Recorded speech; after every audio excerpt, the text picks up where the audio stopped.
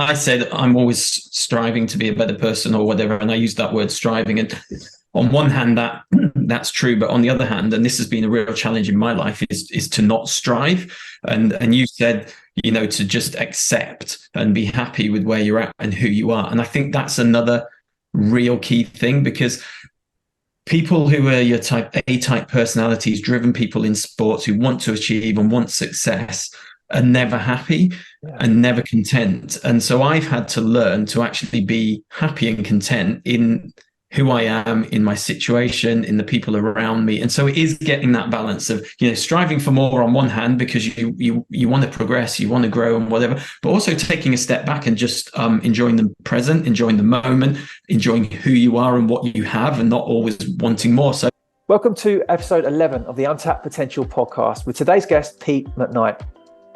Pete's been a performance director and strength and conditioning coach in elite sport and human performance for over 20 years now. This has seen him be involved in coaching athletes for 4 summer and 1 winter Olympic Games. And he is currently the performance director at Hintsa Performance. Pete has also held a variety of leadership or board positions in business, church, and charities. And he's currently on the advisory board and chairman at US startup Rewire Fitness Inc. and on the advisory board at UK startup Hytro.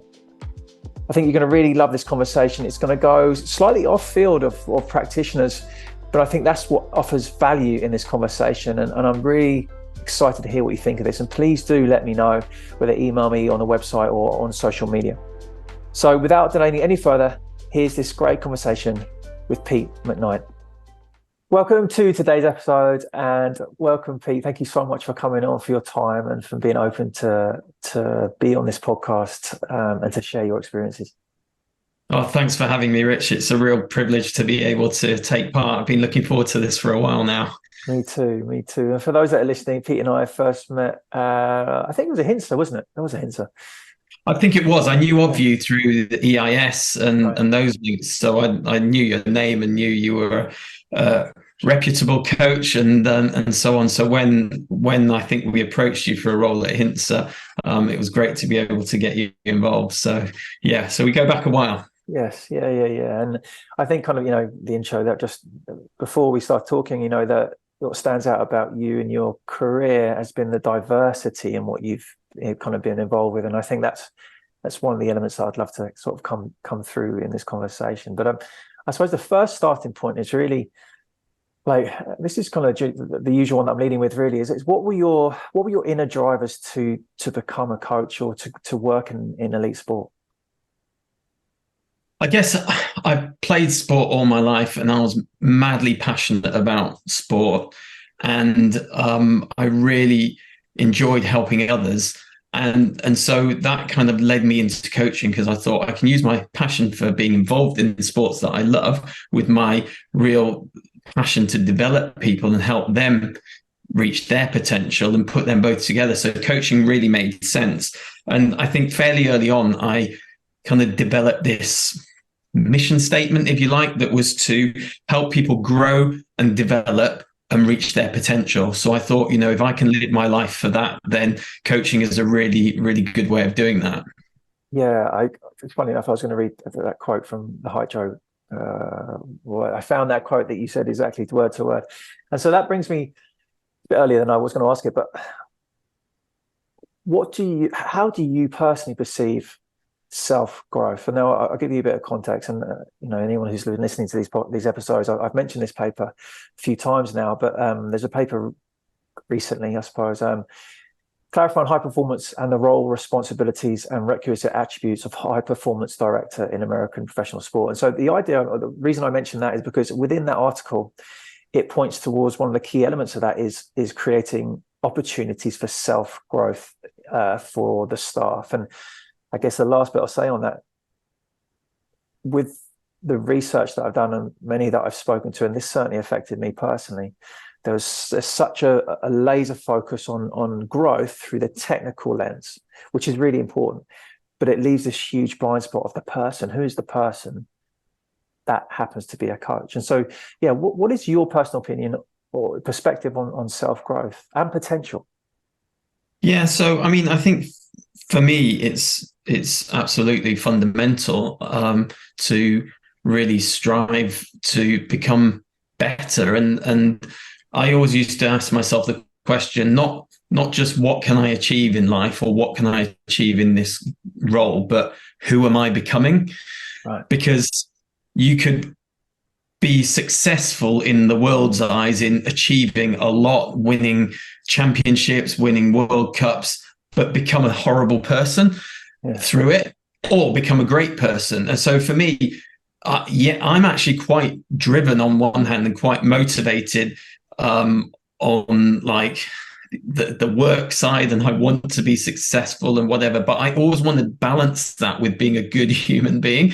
And who am I becoming has been my big question. And I don't think it's wrong to be driven and motivated and want success, but it has to be balanced.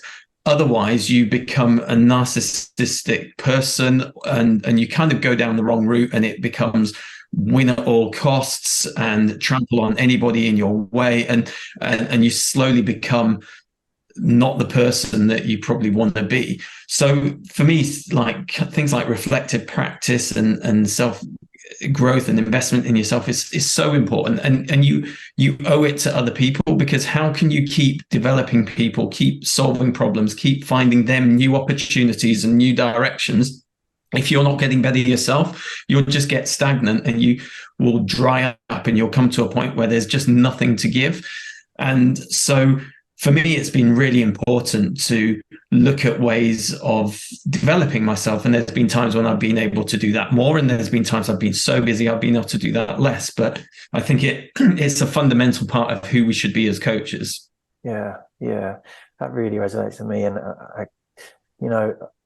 for me, I've been very honest about this. I suppose much of my career as a strength and conditioning coach kind of was dogged by this very low self-esteem, and so no confidence in myself. And so the striving, I was never happy with where I was. And so I guess where I am now is yes, the acceptance of I want to develop, I want to become, a better person, which, yes, a better coach, but a better parent, or the best parent I can be, the best partner I can be.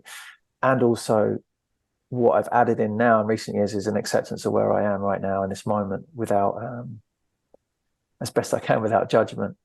And so kind of we're at forks a bit earlier than I was going to, but let's come back to this. Can I just make one comment on that as well? Go for it, yeah. I said I'm always striving to be a better person or whatever, and I use that word striving. And on one hand, that's true, but on the other hand, and this has been a real challenge in my life, is to not strive. And you said, to just accept and be happy with where you're at and who you are. And I think that's another real key thing, because people who are your type A-type personalities, driven people in sports who want to achieve and want success, are never happy and never content. And so I've had to learn to actually be happy and content in who I am, in my situation, in the people around me. And so it is getting that balance of, striving for more on one hand, because you want to progress, you want to grow and whatever, but also taking a step back and just enjoying the present, enjoying the moment, enjoying who you are and what you have, and not always wanting more. So it is a real balance. And for me, that's been a challenge. Yeah. Okay, perfect. So with everyone, kind of, my point is this in this podcast is really to highlight the areas of how we can unlock the untapped potential within all of us, which always starts for me anyway. You mentioned challenges. What have been some of your main challenges, your biggest challenges working in sport, and of course how did that affect your life?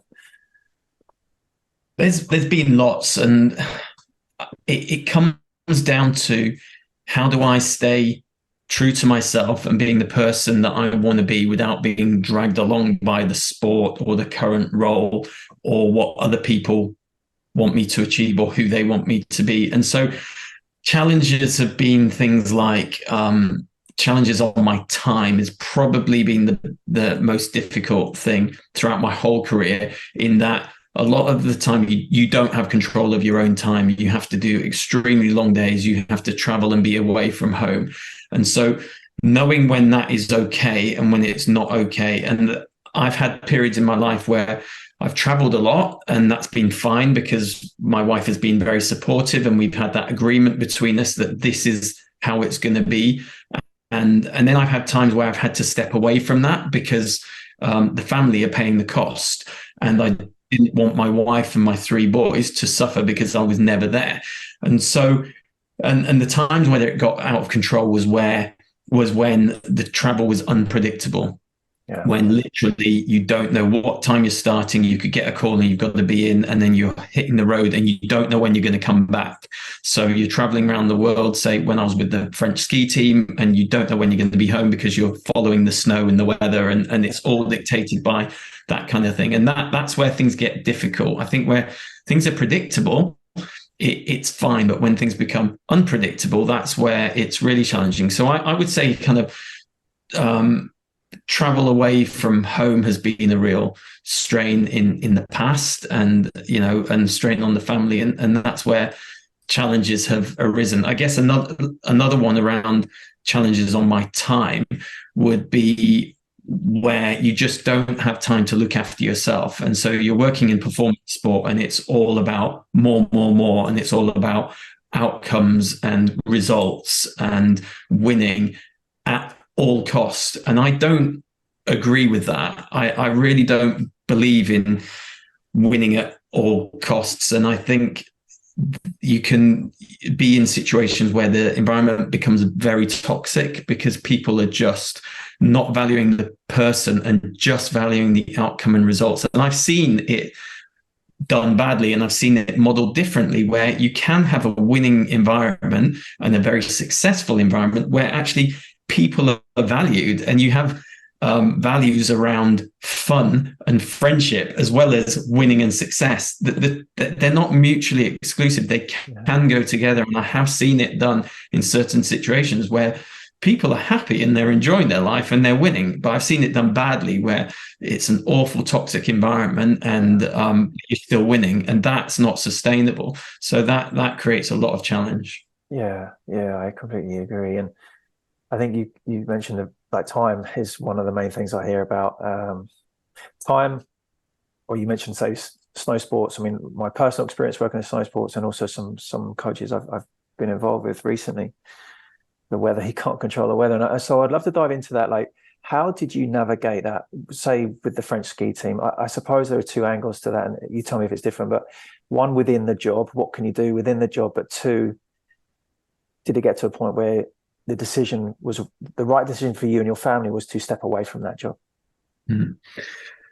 So I think when I was within the job, I absolutely loved the job, and I loved working with the French ski team. I developed so much as a practitioner. I had a lot of fun, and it was an incredible organization to work with. But at the same time, I knew it was for a season. I only did 4 years in skiing.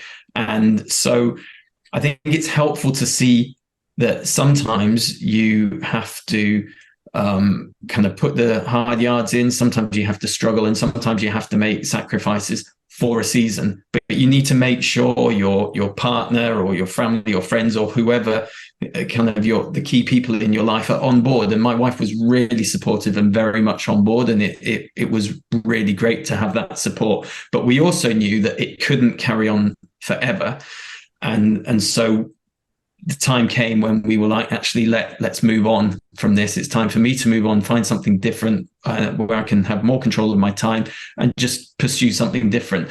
So, because I really believe in, looking after yourself and guarding your own time. But I also believe in hard work, and sometimes you have to persevere, and sometimes you have to dig deep for a time. You can't live like that forever. So I'm not a big proponent that we should all just be snowflakes, and as soon as something gets hard, I need to look after myself. Woe is me, poor old me. I'm getting tired and whatever. So I walk away, because that's that you'll never develop resilience. You'll never develop kind of toughness, and you'll never really know what it is to persevere and work hard. So I'm not against hard work, but I think things come in seasons, and things come in there's time for everything. And so I think if that persists, then bad things happen, like relationships break down, and or you become so self-focused and you don't care about your family. It's all about me, me, me.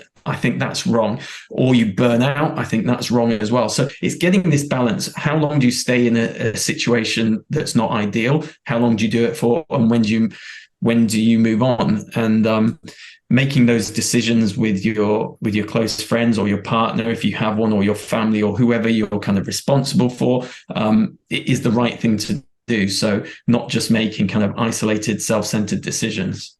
Yeah, I guess what's standing out already from is just your relationship with Miriam and your family, and how it appears like your decisions have been as a team. It's not just you making it, as a team. And I think what you highlight really well is the idea of, I agree with you, like sometimes it is like you've got to put the work in, but there's there's a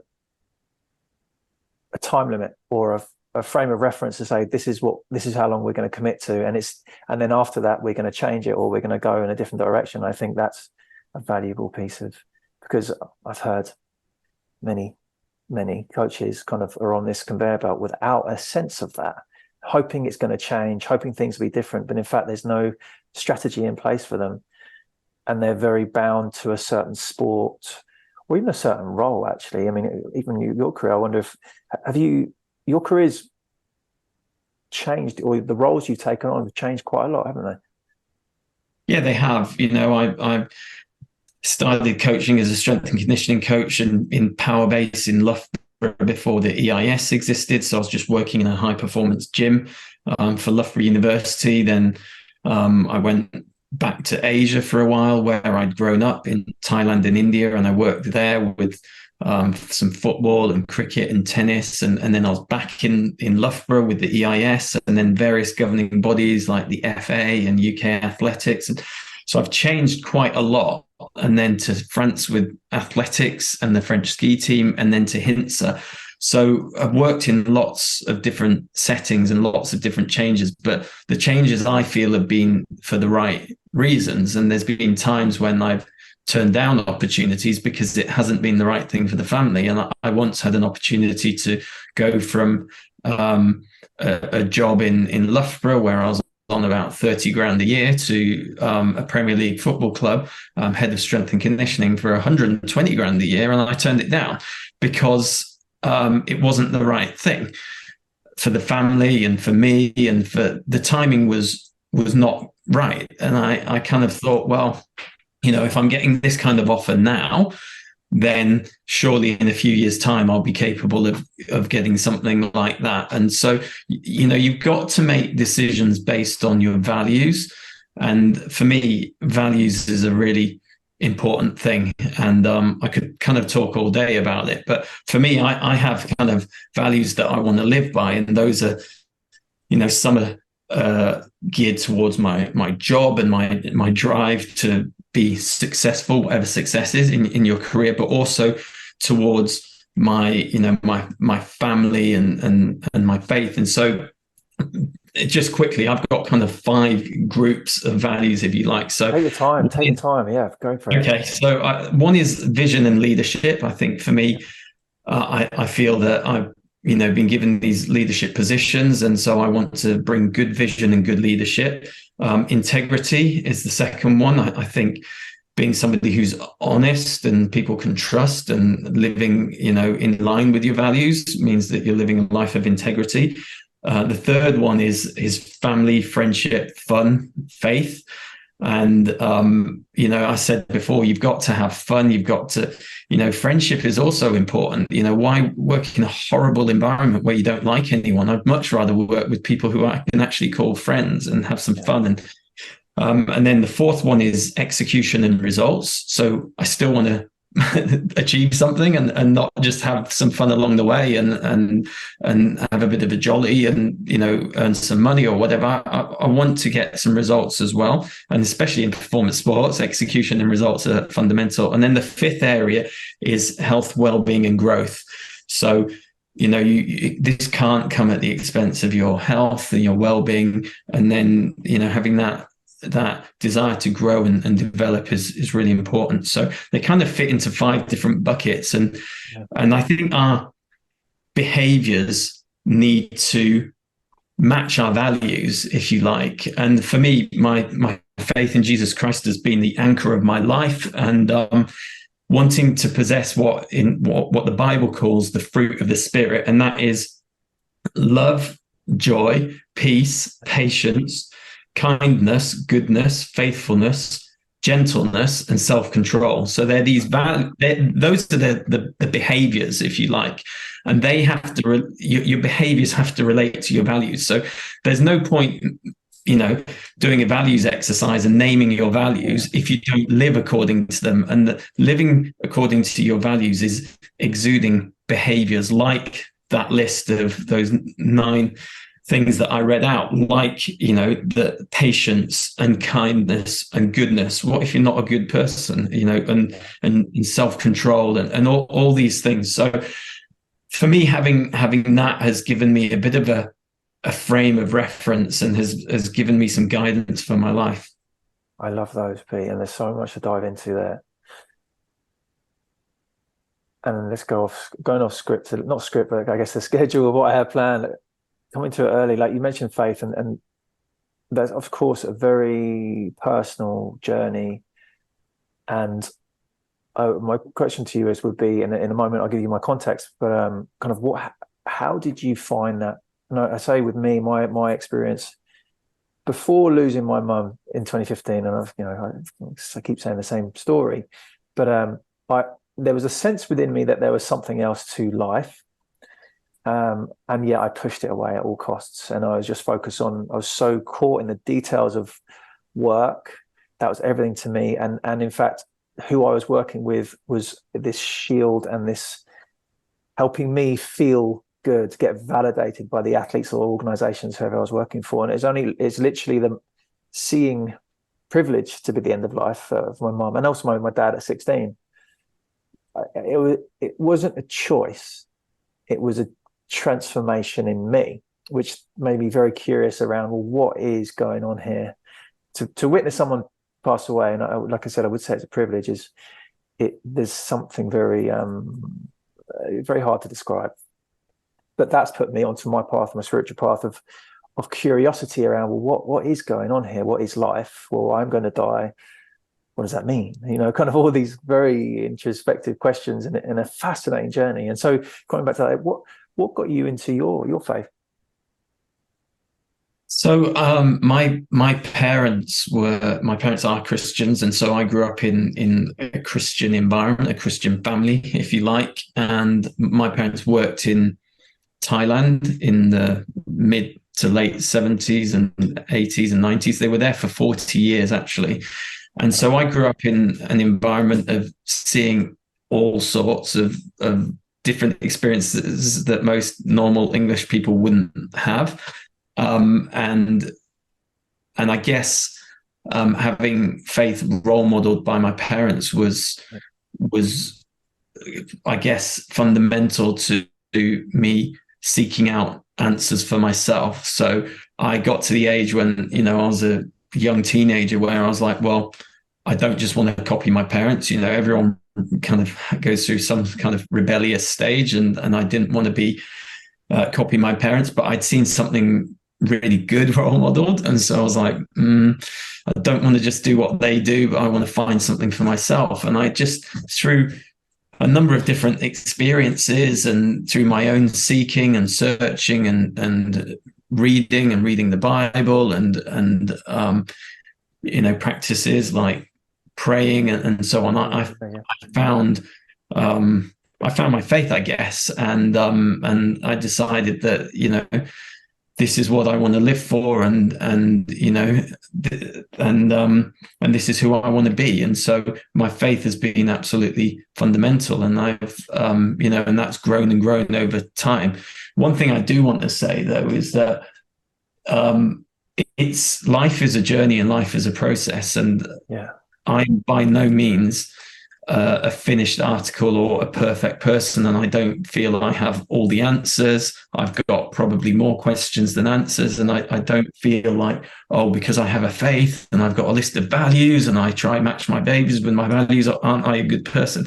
No, not at all. Like, for me, this is me just being really open and vulnerable. This is who I am, and this is the journey I'm on. And like I was saying before, my faith in Christ has been central to who I am, but that is an ongoing journey, and I'm hopefully being daily growing and being transformed into a better and better person.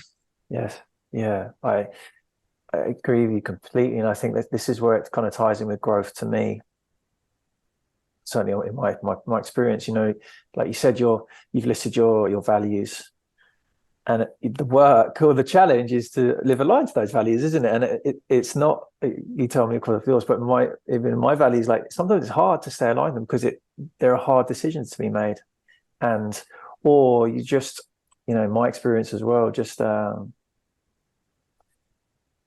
it's how best to say it. The more I understand myself and who I am within me, it's shedding old ways, it's shedding skins, it's shedding old identities or stories that I've carried with myself until now. For example, and I agree with you completely. It's a process. It's a lifelong process of yeah. I want to share something with you because it's just, so I've got three boys who are now 17, 16, and 13.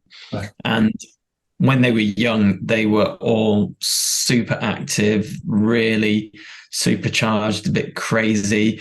And as boys often are, energetic. And my poor wife, being the only girl in the family. And, I was like, we need to have a girl to bring a balance to all this testosterone. Anyway, we had three boys, and they were very close in age. One, I can remember when we moved to France, the oldest was 3, the next was 2, and the youngest was not even 1. So three under 3, really. And my oldest was really kind of full of energy, full of life, quite aggressive and quite physical. And I kind of knew there's a tendency in men for violence in general. I don't know if like if you look at all the violent crime in the world is done by men, and most people in prison are men. And so there's definitely something about, uncontrolled energy and aggression can lead to the wrong thing. And so I think a challenge for us as men is to learn how to be more controlled. And so I had this really kind of live wire son who was quite aggressive and puthysical, and I had to say, you're not allowed to punch your mum, you're not allowed to punch anyone type thing. Just don't go around nutting people and doing stupid things. And so I decided to come up with this tagline when he was about 2 or something, and it was strong, gentle, kind. And I was like, yes, it's okay to be strong, because he loved just like going around and picking up rocks in the garden and just throwing them and everything, and just being generally aggressive and strong. So I was like, strong but gentle, and those two can go together. And then kind, don't go punch your mum just because you're full of energy or whatever. And so this strong, gentle, kind became our tagline. And when they were really young, and it was quite funny because the number of times I had to say, no, you need to be strong, gentle, and kind. You're good at strong, but you need to work on the gentle and kind type thing. And so it was really funny. And now when we look back, they're older now. Like I said, my oldest is 17, and I said it to him recently, and we just cracked up because it's so funny thinking back at the things that we try to put in place to try and bring up good children. But you might find that funny. I would say Stella, my daughter's 6 now. She, what a learning curve that is for me. As being a parent is just amazing growth activity, if you could put it like that. But so much, there's so much wisdom in them. And even funny you say about men and aggression. coming back to Miriam, how do you work together to, one of the common things I'm hearing about are can't be present even when they're home. So even when I'm home with them, I'm not at home with them. And also this idea of challenge, every relationship, it has challenges in that. And I think that's part of the beauty of it, because you grow with that. And yet I've heard many cases, or some cases anyway, at least, of people overworking to avoid that challenge. So how have you, with all your positions, I think, how do you go deep into your relationship, but like anything you want to share about how you work together? How do you separate yourself from work when you get home? I mean, to answer that question, I probably should give a bit of context. So my wife Miri and I have been together a long time. We met when we were teenagers. We got married really young. She was 20, I was 22. And so we've been married 22 years, nearly 23 years. And so we have kind of, in some sense, grown up together into adulthood. And for us, that's been an advantage and has worked well. I know it's different for everyone. Some people marry young, some people marry old, some people, there's no right way. So I'm not saying this is the right way. This is just our experience. And so we know each other really, really, really well. We're also extremely different in characters, but similar in interests. So we like spending time together. We like doing similar things, but characters-wise, we're very different. She balances me out very well, and hopefully I balance her out well. And so because we've been together so long, she has a real good understanding of me. And so she will challenge me when she thinks I'm out of line, and I'll challenge her. And so I feel we have a very, very, very good relationship, and we're very good friends, and we obviously love each other as well. So, but there have been challenges, and learning how to work through those challenges is one of the keys. And I guess for me, I find it quite hard to switch off from work. And so, to answer your question, like how do you come home and separate work and home life? I guess because we had kids and home was busy, and we had 3 young kids all at the same time, I had to be present. It was almost like I didn't have a choice, because it was, otherwise it would just be chaotic at home, and I had to support Miri and be there for her and the kids. And so although I find it hard to switch off in my mind, I still had to be kind of present and doing stuff together, spending time together as much as possible when you can, and booking family holidays and doing fun things, having nights out, having regular dates with your wife. So especially when you have young kids, especially making sure you still spend time with your wife and not just your kids. And actually I've noticed this is just a reflection, but I've noticed on Instagram lots and lots of dads like posting pictures of them and their sons or daughters or kids, just saying, me and my 3 queens, or 3 princesses when they're there with their 3 daughters, or me and my my best mate when they're there with their son. And I'm always like, what about your wife? Like why are you only bigging up your kids? And I think sometimes in a relationship, when you've got kids, you can spend so much time with the kids and it becomes all about the kids. Yeah, your relationship can suffer, because 1, it's all consuming. 2, you're absolutely exhausted. You're getting woken up all night, and 3, you're absolutely obsessed with this amazing human being that you've brought into the world, that you love them so much. So it suddenly becomes all about the kid. And I don't think that's right. Of course we want to love our kids and we want to give them everything and look after them, and we're proud of them. But how about your partner, or your husband, your wife, or your partner? And so for me, it's about keeping that relationship strong and finding times where you can switch off and just go away, walk away from it all, and just invest into your relationships at home. And that's really important. for sure. I completely agree. And I would say, a myth a myth that I used to believe, even though I wasn't in it, was, when people are married, their marriage becomes boring. But I would say it's the polar opposite, because of the growth process, because of that honesty. You described it just now, having those challenging conversations, and the planned connection. It just gets better in our experience, and certainly, I just want to say that because it's such a, yeah, it's just really stands out to me, and it sounds like that's what you're describing as well. And it's I don't think that's automatic though. no, not at all. You have to put the work in, and you have to invest in it. I think it's probably easier for some people than others. Sometimes it's not always going to be easy, and so you have to realize that, and you have to be prepared to invest, and then I do believe it gets better and better. Yes. And my goal is to be, this is great, I want to be married for 75 years, which means I have to live to 97. and Miri's still be alive, so there you go. That's my goal. Great. Nearly a third of the way. I am in full belief that's an influential goal. That's what I mean by that we have we can determine that a lot. We have a lot of contribution to that, I believe, to our aging process and everything. That's a different conversation, I suppose. But coming down, like, you said some great, amazing things already, and like kind of your values that you've covered, and kind of come back to your mission statement that you said at the start. Your life statement is to see people grow, develop, and to reach their potential.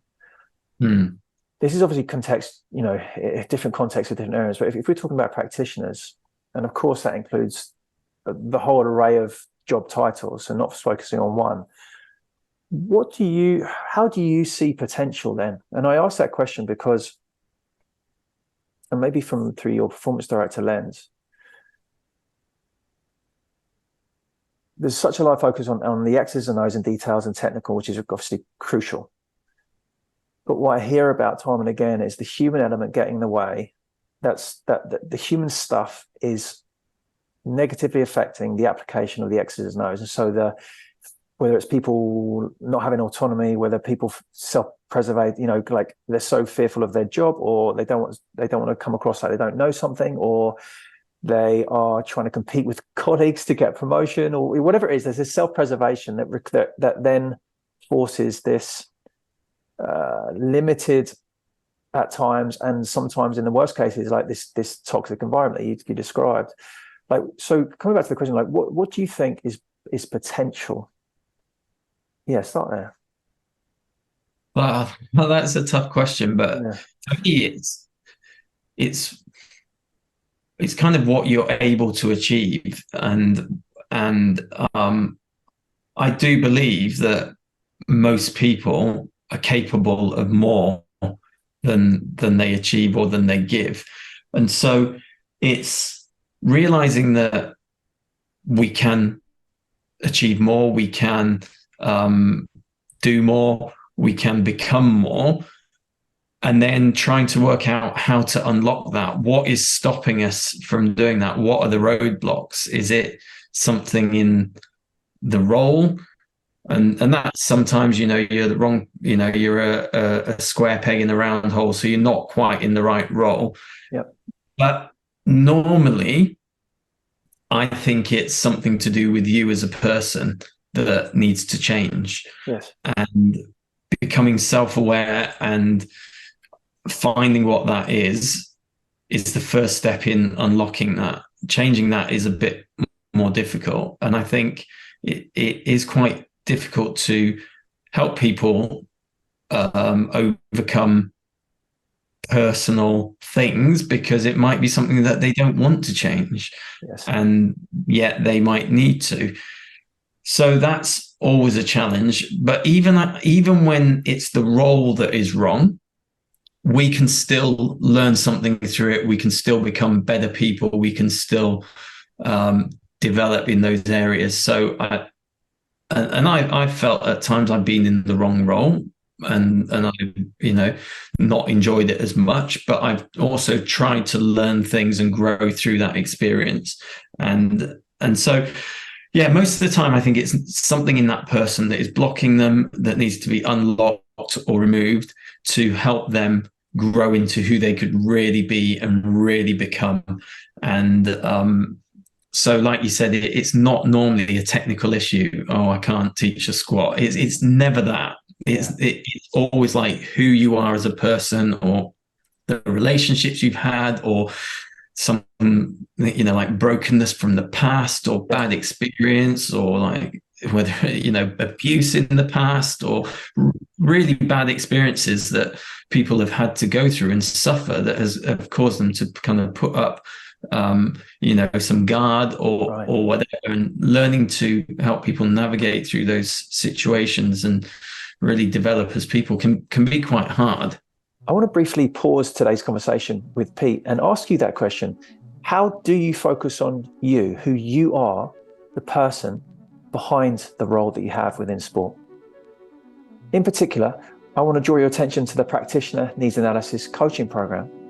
The conversations in my research have shown clearly that 160 highly successful practitioners supporting some of the world's greatest athletes have on one level achieved a great deal within high performance sports and academia. Yet on a much more personal level, many are quietly suffering to maintain the perception of being successful and happy. This is the inconvenient truth sitting just under the surface within our high performance environments. The cost of this truth ranges from divorce, absent parent, physical and mental illness, all of which contribute to limiting the performance impact we all strive so hard to achieve. The human element has been forgotten, with many top practitioners now finding ways to leave our beloved industry. My research process has spawned the services I now provide to support performance practitioners. Athletes have a vast array of options within their support network to help them thrive, optimize, and activate their full expression. But very little is currently aimed at offering this unique support for performance practitioners. This is where the Practitioner Needs Analysis Coaching Program fills that gap. The Practitioner Needs Analysis allows you to identify what qualities are most important for you to show up in your role, career, and life in your fullest expression. It provides an inner analysis that highlights the components of your life, giving you clarity in what is blocking you, how it's blocking you, and what you need to do to release those blocks. This guides you to tailor your goals and actions away from potential burnout, divorce, or illness, and instead towards one where you thrive as a practitioner and in your personal life. To find out more about the group and one-to-one options Men Behind Sport offers, visit www.menbehindsport.com or email me at richard@menbehindsport.com. Now back to this great conversation with Pete McKnight. Yes, yeah. I from my own journey of that, it is, and I would say there's a treasure in that pain. Whatever that pain is from. And at the time I couldn't have seen that, but there is a treasure in there, and I suppose kind of like how that's one thing that I guess much of my work is to really look behind the coach, or men behind sport, and of course there's female coaches and female practitioners listening, like who's behind that coach, and that's exactly you're kind of describing what I'm getting at with that, in the sense of, well, what are the skews and traits that we all of us, every single one of us carries within us, that maybe we can look at and alter and let go of in some form. And I guess a personal story for me, I touched on it earlier, like the veneer of the roles, or veneer of the athletes provided, or the organizations, was making up for this sense of lack within me, which actually kept me very trapped and kept me limited in how I could apply myself as a coach, which I believe limited me in the level and quality I could apply in my strength and conditioning, because I assigned such meaning to be able to spout the latest research, be up to date, which was a massive bind for me. And what I was really naturally good at, connecting with people, creating conversations, just working with people, I didn't value it at all. I just thought, because it was so natural to me. And so, yeah, that's kind of just offering an example of that, how that's affected me and the people, like I'm kind of talking to, and I suppose from your performance director role, and or I guess coming back, like who have been the most, not necessarily people, but what are the traits in leaders that you've had? What are those kind of traits that you try and carry forward in how you guide and lead your department? So I've read a lot about leadership, and I'm a bit of a student of leadership. I'm very interested in it, and I try observe a lot of people who I feel are good leaders, or people who, there's elements of what they do in their leadership that's very good. So I learn a lot by observing people's behavior, and then try emulate the people that I really like and the traits that I like. And I think one of the fundamental things in leadership is valuing people, because you're not a leader if people don't follow you. You might call yourself a leader, but the definition of a leader is that you have followers. And you can be a good leader without being a good person as well, in the sense that you could be a dictator with a massive following. So you're a good leader, you've got a lot of followers, but you're leading people in the wrong direction and you're morally corrupt. Yeah. So there's more to it than just having followers or people wanting to follow you. So you've got to be leading people, and people are following you but you also want to be leading people in the right direction. So you want to lead by example. That doesn't mean you need to be good at everything, because I very much believe in employing people and working with people who are way smarter than me and who know much more than me, because then I'm a good leader, because I have an amazing team and my team are exceptional. But that doesn't mean I need to be better than them. So I think leading by example in terms of, your character and behavior is not necessarily your competencies. So your team can know way more than you, but you want to set the direction in being, in integrity and all these values that we've talked about. So being a good person. Also, like having clarity around, direction. And I said, vision being one thing. Clarity is really important for people. I think being a good communicator is important as a leader. But I also really more and more think that the culture you develop is absolutely critical, because, like we were saying before, you don't want a toxic environment. You don't want a culture where people are feeling threatened or feeling undermined or undervalued. You want to have a really, really good, positive, challenging culture. The right level of challenge is not a bad thing. It's when the challenge becomes greater than what you can cope with, where it leads to overwhelm or other ugly things coming out. So challenge is good. You want a culture of challenge, but not a culture of overwhelm and feeling out of depth or undervalued. So like I said right at the start, valuing people is so important, and then being able to unlock other things in people through the culture that you set up, through leading them in the right way, through having a really clear vision and communicating with them, and working, as a team, allowing. So this is another one, allowing people to work to their strengths. So not kind of micromanaging people or making them into who you would like them to be, but actually letting them work to their strengths, not my strengths, their strengths. Yeah. And I think that is really key, because when you've got people who are in a safe environment, in a good culture, working to their strengths, they feel empowered. Then suddenly, you're unstoppable. And that's where the success can come and the results can come, without it being at the expense of health and well-being and happiness and all this kind of thing. So I think all those things are really important. But this letting people work to their strengths and unlocking people's strengths and passions and empowering, all these words that are buzzwords, but I actually mean them when I say them, empowering people to be who they can be, to find their passions and work to their passions is really important. Yeah. This is like you said, there's so many buzzwords there, but what that sounds like is, How do you, I'm saying this because, again, I hear so many times how the leads in certain positions, certain sports, are getting in the way of, they come almost like this authoritarian type of way. Or, the question I ask myself a lot is, do I want to be effective or right in this situation? With Stella.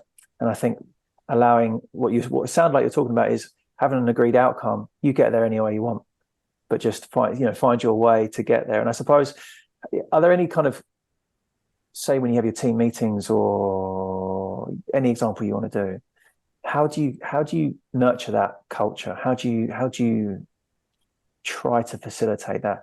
Because I guess this question is obviously aimed at you, but the practitioners that are in lead positions that are listening to this, that might be saying to themselves, oh, but the culture's like this, oh, I can't change this. Like, how do you begin to change that then? Because I hear that a lot, like, oh, the culture's like this, I can't do this. The gaffer wants this. How do you, one, as a leader, how do you work down the chain, but also how do you work up the chain? That's quite a tough question, because I've been in situations where I've been able to influence the culture and environment a lot, and I've been in situations where I've had less influence on the culture and the environment. And so for me, both working down and up is about being a person of integrity and being true to myself and my values, because that's the only way you can do it. And I think particularly working up, if you want to influence up the chain, it's about you being a person of integrity, you modeling something and just trying to chip away at the environment. Yeah. Working down is a little bit different, because you can really set a good example, and you can even put systems and structures in place to help facilitate people's growth and behavior. And I like to do it a lot one-to-one. When I spend one-to-one time with coaches, just encouraging them and trying to unlock what they're good at, trying to challenge them on areas of growth that they need to, improve on. And so for me, it's more about one-to-one relationships. You can do it as a collective, of course, and you can do that by setting company values and goals and, strategic direction. But I like doing the one-to-one stuff where I can really get to know the person and go, yeah, but what's important to you? And this is what's important to us. And this is what we need from you. What do you need from us to support you? How can we help you thrive and help you, do really well in this situation? So it is a bit different, and there are times when I've done it effectively, and there's times when I've done it ineffectively. So it's a learning process for all of us. Of course. And I love the fact you said modeling. It just, because there is, in fact, the last episode with Dan, like he went on as well, like courage to be brave, to be, and that's kind of the thing that's gone through everyone I've spoken to already, is to be brave, to be courageous, to model, to be aligned with what you believe in and how you believe to be, like your integrity that you've spoken about so much. And I guess I just want to, if anyone's, if this is the first episode you heard, like, I encourage you to go back to listen to some of the others as well, because this message is coming through from everyone I've spoken to so far, like the courage to live in integrity. And I would say from my, I'm not in this environment anymore, but that has the courage to stand in my integrity and authenticity about sharing this message, sharing my message of what I went through, my experiences more than anything really. And just the courage, it's so liberating. Michael Gervais, which is a well-known sports psychologist. Sure, I've met him. He's a good guy. Yeah. Okay. So his latest book is around the idea of the number one thing, the blocks that he comes across. You mentioned about blocks in our SKUs, like, well, the number one thing is worrying what people think.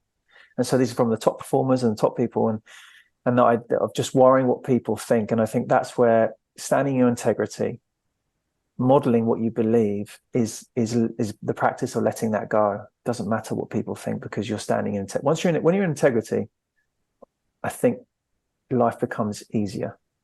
Yeah. You know what I mean? Yeah. Totally. Another thing I would add to that as well is really finding out what your passion is and trying to work towards your passions. And like I said before, this needs to be balanced with not just kind of giving and quitting up because things get tough and going, being a snowflake and going, actually, I'm not going to dig deep here. I'm just going to walk away and do what I want and what I'm passionate about. I'm not saying that, because there are times to work hard, dig in, and sometimes we have to do things we don't enjoy, and it can be a great learning experience. But I think in the grander scheme of things in life, your general direction should be in line with your passions, because otherwise you won't live true to yourself. And there's this fantastic quote that I'm going to try and get right, but it says, don't ask yourself what the world needs. Ask yourself what makes me come alive, because what the world needs is people who are alive. Yeah. And I like that, because like by saying, don't ask yourself what the world needs, that sounds a bit selfish, but actually it says, no, don't ask yourself what the world needs. Ask yourself what makes me feel alive, because what the world needs is people who are alive. And I really agree with that. I want to be somebody who's absolutely alive, and people might meet me and go, oh, he's a bit of a miserable so-and-so, but I want people to meet me and go, wow, I feel so inspired by that guy. I feel so alive now. I can go and change the world because of this chat I had with Rich, or this chat I had with Pete. Surely that's the people we want to be. We want to be those people who just inspire people to the core and make people go away and achieve more than they could have done. So I love that quote. And I think living according to your passion is important. Yes. Yeah. That, I love that quote as well. I think it's Howard Thurman. I'll put it in the link below. And again, but what makes you come alive, that it's, you're modeling that, you're modeling your to me, it's that the energy that you carry with you. It's what resonates with other people. It's kind of you're literally affecting the people around you. They can see it and feel it from you. Yeah. Okay. So just see where you go with this and see how you feel. But where do you feel, there's been a focus for a while now on data. I'm talking about the practitioners, tools to use, kind of where the practitioner in elite sport, the tools that are using. Where would you like to see the practitioner move towards over the next 5-10 years, or like, where do you see? And I guess to give you context, how I see a practitioner moving forwards is connecting with their person more, connecting, coming away, yes, using some tools, but I think it's that connection. It's coming into their, coming to their heart. What do I mean by that? Coming to the heart. Becoming more in tune with their body, how they feel, how they express themselves, and their courage because that's forming connection. That's kind of from my experience anyway, coming away from using the data, using the detail of the technical elements, but using it in a way that's not to show how good we are, but to, okay, this might work there. Or what do you think? Kind of that's for me anyway. But where do you see the practitioner? Well, I think on the data side, the data should be there to just help me make good decisions and to track and monitor progress. We want to be evidence-based. That's the whole point of research and science, is to show us how the body works and how to make improvements. And so we want to implement that to the best of our abilities, use the data to drive our decision making, make sure we're getting the outcomes, we're getting adaptation, overload, whatever, getting results. That's all well and good. So we should use the data for that, not to show everyone how amazingly smart we are, but to try and help the athlete get the job done and try and move them closer to the outcomes that they want. But at the same time, like we've been talking about, that shouldn't come at the expense of being a horrible person or an undeveloped, we're all kind of unpolished diamonds, and we need to be continually chipping off those rough edges and becoming smoother and smoother. And so I don't see why, these things should be separate. Like, why should you be burnt out and tired but really successful, or an angry, horrible narcissist yet really successful? Why do they have to be separate? Why can't you have both? Why can't you be the most amazing, generous, kind, motivating person and really successful, data-driven, outcome focused?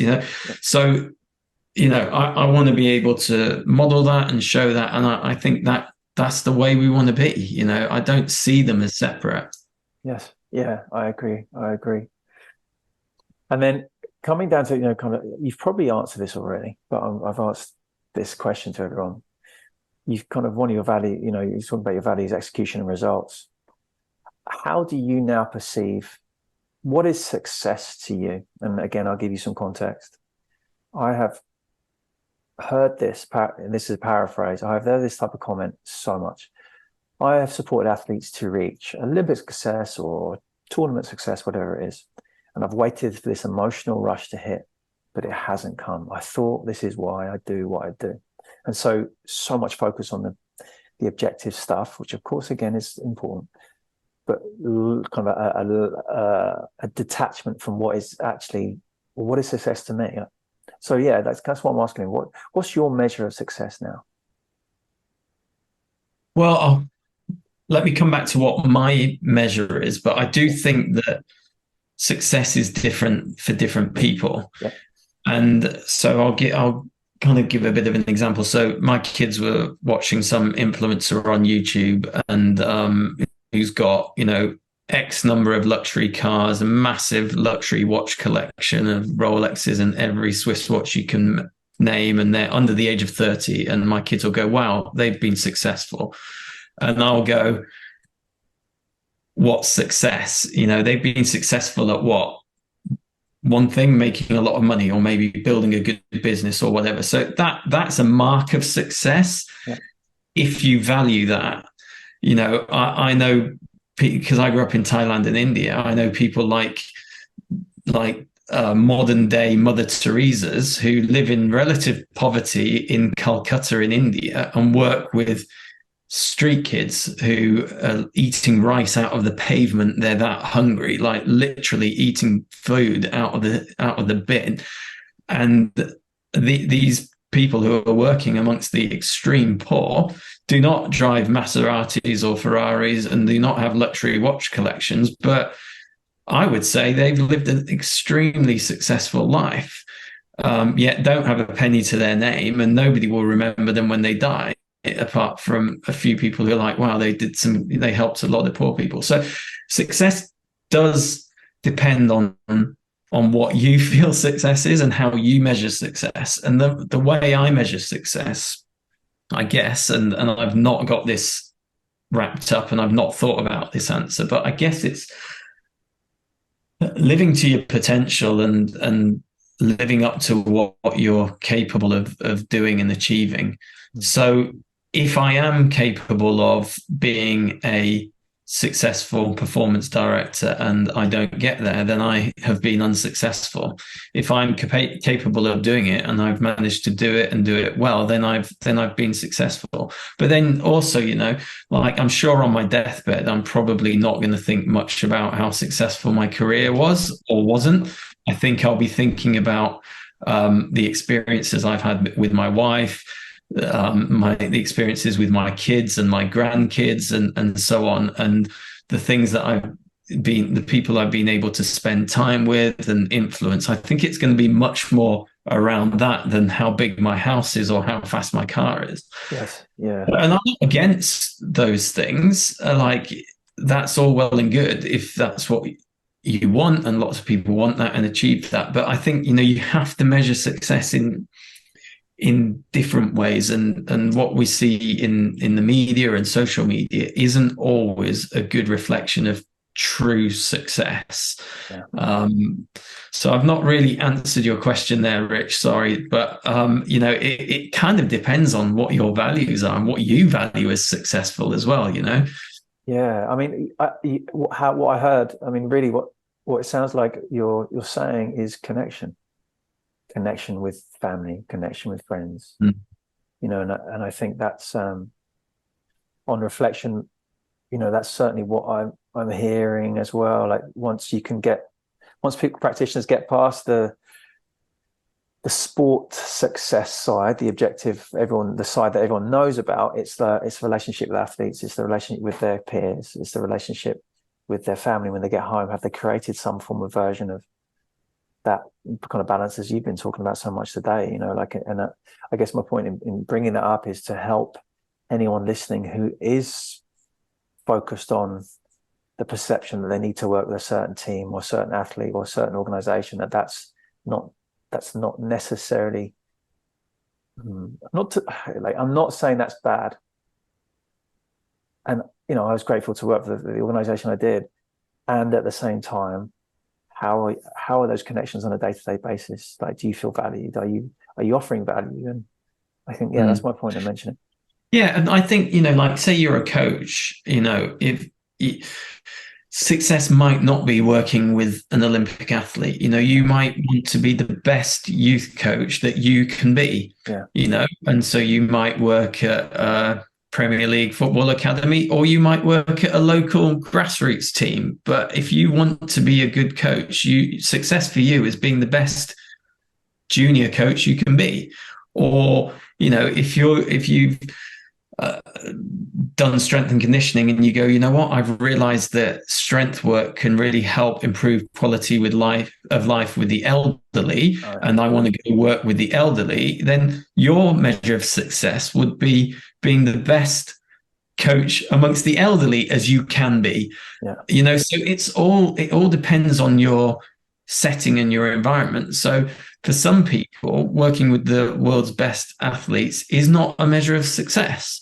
And when I get out of my little sports bubble, nobody cares about who I work with, and so, it's the ultimate bringing you down to earth when people say, who do you work with? And you reel off some famous name and they're like, who? And they've never heard of it. And I think that those things are good because it knocks you down a few pegs and you realize that everybody is a human being. Everyone has equal value. And your measure of success should be on you being the best that you can be in the area you're working in the life that you're called to, in the job that you're called to, in the role that you're called to as a husband or a wife or a partner or a dad or a mum. The measure of success is you being the best you can be in your setting, in your field of work, and not trying to be something that you can't be. Yes. Yeah, completely agree. Bonus, like so many great things, and very, as all the conversations have been, they've been all very unique and different, which I'm loving, and I hope people that are listening are loving this as well. I suppose the last thing is there anything else that you want to kind of add or say, or that you and don't worry if there isn't.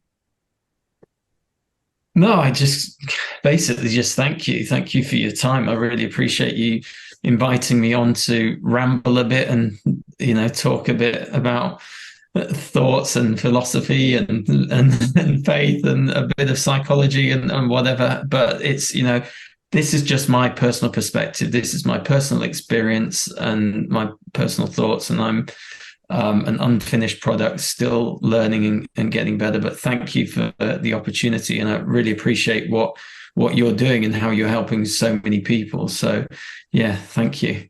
Pleasure. And I would say that's the value in it. You're hearing everyone who's been on you today, just sharing your unique perspective. I think that's not shared enough in sport. It's so many assumptions and perceptions of that are clouded, and I think the clarity coming through of personal experiences that's the strength in this. And so yeah, thank you so much, Pete. As always, thank you for listening. I hope you enjoyed this episode.